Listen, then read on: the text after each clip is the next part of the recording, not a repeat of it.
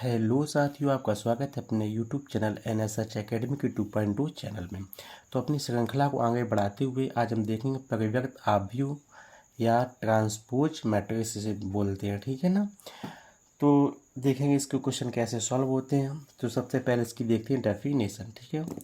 परिव्यक्त आव्यूह किसे बोलते हैं? कि किसी आव्यूह के पंक्तियों को स्तंभों तथा स्तंभों को पंक्तियों में बदलने से जो प्राप्त आव्यूह को दिए गए आव्यूह ए का परिव्यक्त आव्यूह कहते हैं। इसको ए तथा ए टी से प्रदर्शित करते हैं, ठीक है ना। इसको ए टी से प्रदर्शित करते हैं, ठीक है ना।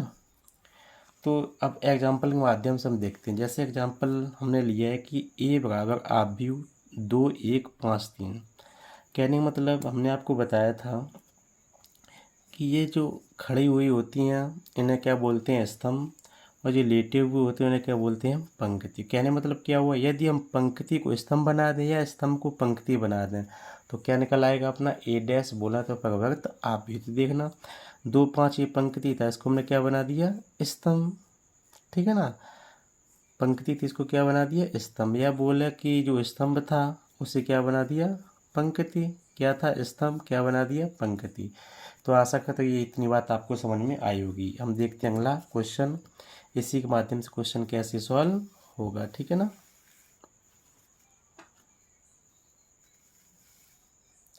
क्वेश्चन देखना।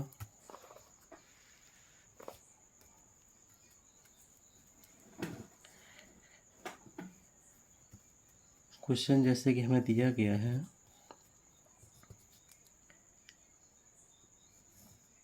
ए बराबर 2 0 3 1, ठीक है ना, तथा बी बराबर 3 2 4 1। तो उन्होंने बोला कि तो सिद्ध कीजिए। तो सिद्ध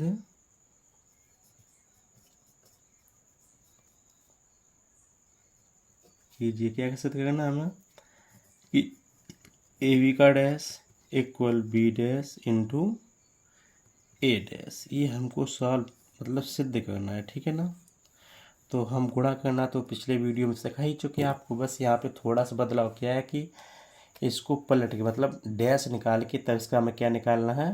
परिव्यक्त आव्यूह मल्टीप्लाई करना है इसका, ठीक है। तो हम करते हैं क्वेश्चन को सॉल्व। देखना क्वेश्चन। अब देखना यहाँ पे ए बी का डैश, इसका मतलब पहले हम ए बी का क्या करना? गुणा, ठीक है। इसके बाद इसको हम पलट देंगे तो क्या बन जाएगा? ए बी का परिव्यक्त आव्यूह, ठीक है। इसी टाइप से इक्वल में क्या लिखा है? बी डैश निकालिए, मतलब बी का परिव्यक्त आव्यूह कीजिए।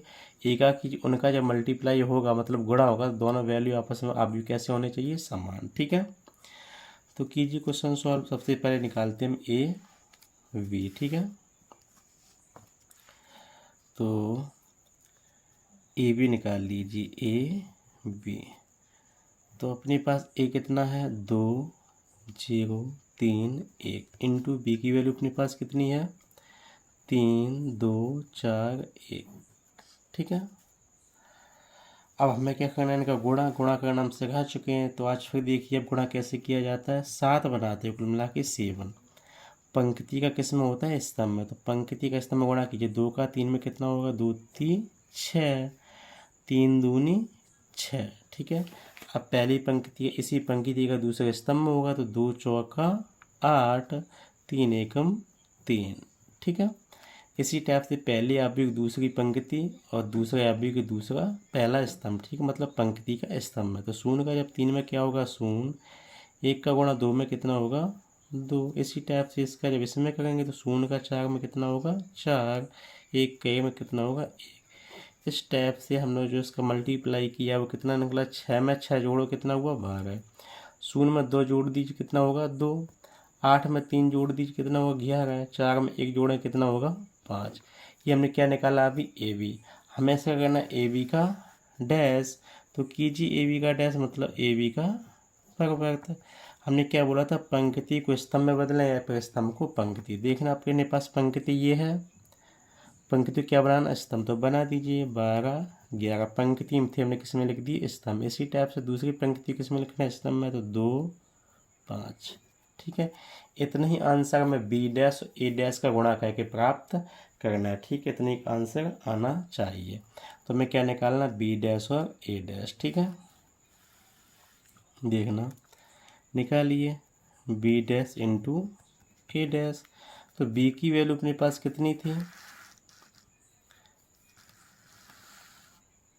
बी की वैल्यू थी 3 2 4 1। तो इसको जब हम पलटेंगे, पंक्तियों को स्तंभ बनाएंगे। ठीक है, तो कैसे बनेगी देखना, 3 4 पंक्ति को बना दिया स्तंभ, 2 1। ठीक, इसी टाइप से ए डैश एकाम प्रवर्त आप भी करत कितना होगा, पंक्ति में है 2 3 तो स्तंभ में क्या बनेगा, 2 3 और 0 1। ठीक है, अब इनका गुणा कीजिए, आप कीजिए गुणा, देखना इसी टाइप से होगा। कैसे होगा, पंक्ति का स्तंभ 3 का गुणा 2 में कितना होगा 6, 2 का गुणा 3 में होगा कितना होगा 2 3 6। इसी टाइप से पहली पंक्ति का दूसरे स्तंभ में, तो 2 का गुणा 0 में हो, 3 का गुणा 0 में कितना होगा 0, 2 का गुणा 1 में कितना होगा 2। ठीक है, इसी टाइप से दूसरी पंक्ति का स्तंभ में कीजिए, 4 दूनी 8, 1 3 3। इसी टाइप से 4 का 0 में तो 0, 1 का 1 में कितना होगा 1।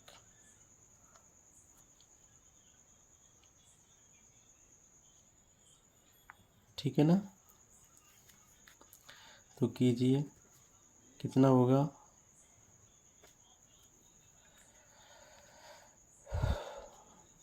6 में 6 जोड़े कितना होगा 12, 8 में 3 जोड़े कितना होगा 11, 0 में 2 जोड़ा कितना होगा 2, 0 में 1 जोड़ कितना होगा 1।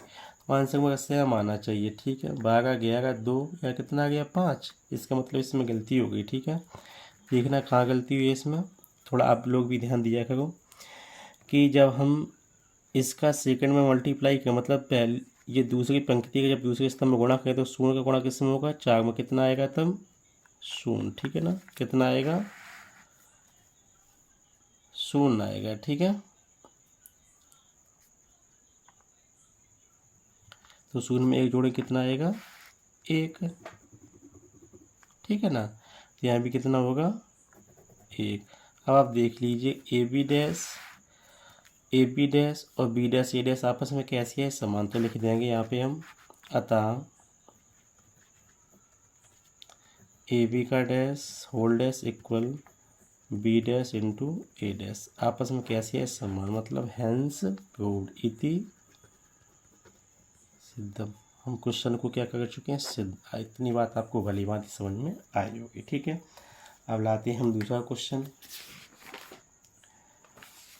हमें आशा है कि आप आज के वीडियो के माध्यम से प्रवर्त अवयव को निकालना सीख चुके होंगे। ठीक है ना, तो हम अगला क्वेश्चन इसी टाइप का फिर लेते हैं जिसको आपको रिवीजन हो जाए। ठीक है ना, तो क्वेश्चन होगा अपने पास, क्वेश्चन देखना, क्वेश्चन दिया गया है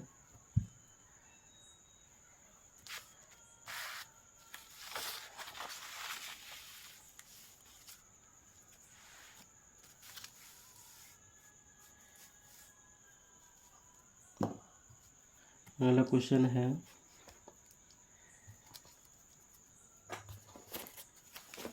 कि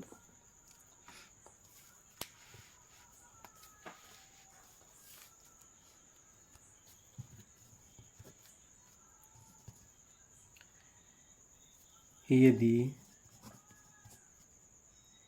ए बराबर cos अल्फा माइनस का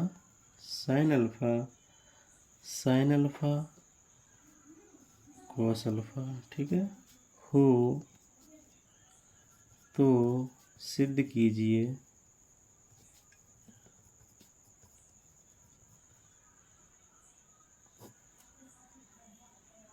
ए डैश ए बराबर आई क्या होता है, तत्समक अवयव। ठीक है, हमें ये क्या करना है, सिद्ध। ठीक है, तो देखते हैं इस क्वेश्चन को भी कैसे सॉल्व होगा।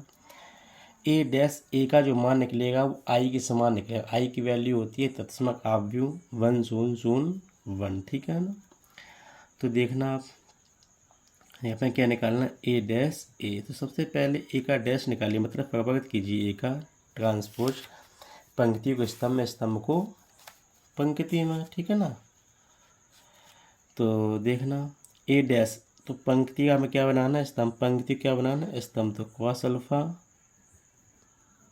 Sine alpha. अब दूसरी पंक्ति को स्तंभ बना तो माइनस का साइन अल्फ़ा कॉस अल्फ़ा, ठीक है ना। इंटू पर गुणा में किससे करना है, ए से, तो ए की वैल्यू अपने पास यही तो है, क्या लिखिए कॉस अल्फ़ा माइनस का साइन अल्फ़ा, ठीक है ना। फिर इसके बाद साइन अल्फ़ा कॉस अल्फ़ा। तो कीजिए सॉल्व, इसमें भी क्या करना है, गुणा, ठीक है ना। तो कीजिए गुणा, कॉस पहली पंक्ति का पहले स्तंभ, कॉस का गुणा जब कॉस में होगा क्या बनेगा, कॉस स्क्वायर अल्फ़ा। साइन का जब साइन माइनस माइनस है तो क्या बन जाएगा, प्लस, तो क्या बनेगा साइन स्क्वायर अल्फ़ा। अब इसी पंक्ति का दूसरे स्तंभ में कॉस का जब साइन में होगा तो कीजिए गुणा cos alpha into sine alpha. इसका इसमें तो plus minus minus sine alpha cos alpha, ठीक है। अब दूसरी पंक्ति का पहले स्तंभ में तो साइन अल्फ़ा किस में होगा, कॉस अल्फ़ा में, क्या बनेगा अपने पास साइन अल्फ़ा कॉस अल्फ़ा। इसका गुणा इसमें तो plus minus minus sine alpha cos alpha. अब इसका कीजिए इसमें तो साइन का साइन में क्या बनेगा, साइन स्क्वायर अल्फ़ा, कॉस का कॉस में क्या बनेगा, कॉस स्क्वायर अल्फ़ा, ठीक है ना। अब देखना ये मान सा सेम सेम है तो minus plus cancel, plus minus cancel, ठीक है ना। क्या बचा, आपको ज्ञात होना चाहिए sine square theta plus cos square theta, आपने पढ़ा होगा, उसका वैल्यू कितने होता है, एक, ठीक है ना। इसी टाइप से यहाँ पे एंगल तो समान है तो sine square alpha plus cos square alpha की वैल्यू कितनी होगी, एक।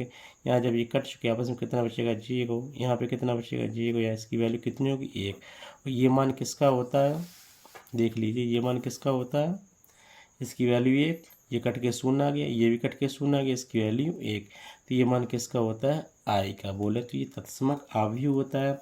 इस प्रकार हमने ए डैश का जब ए में मल्टीप्लाई किया तो आई की वैल्यू निकल के आ गई। हम लिखेंगे अतः ए डैश ए इक्वल आई। ये हमने भली भांति सिद्ध कर दिया है। हम क्या लिख देंगे, हेंस प्रूव, या क्या लिख सकते हैं हिंदी में, इति सिद्धम। आशा करता हूँ ये भी क्वेश्चन आपको भली भांति समझ में आ गया होगा, ठीक है ना। तो एक क्वेश्चन अभी हम और देखते हैं, ठीक है। एक क्वेश्चन और देख लीजिए। अगला क्वेश्चन क्या है अपने पास,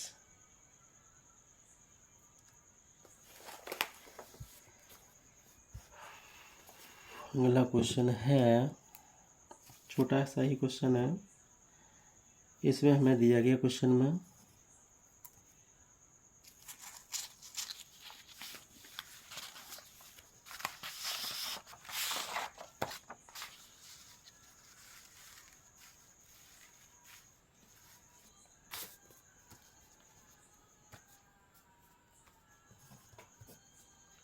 क्वेश्चन दिया गया, यदि ए बराबर ए डैश है, ठीक है ना, 2 1 4 2 और बी बराबर 2 1 1 4 हो तो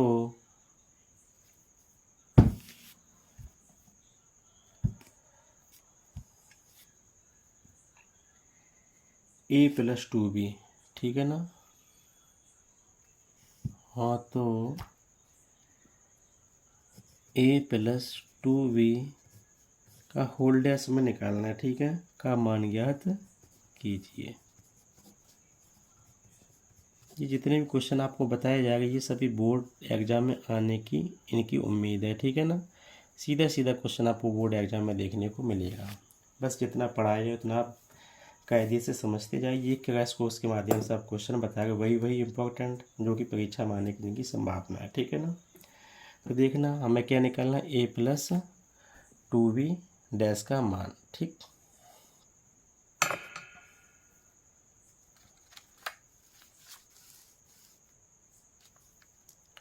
देखना ए डैश दिया गया तो ए डैश जब हमें पता है ए डैश की वैल्यू कितनी है, 2 1 4 2, तो ए डैश से हम ए बना सकते हैं। जब ए से ए डैश निकाल सकते हैं तो ए डैश से ए भी निकाल सकते हैं, ठीक है ना।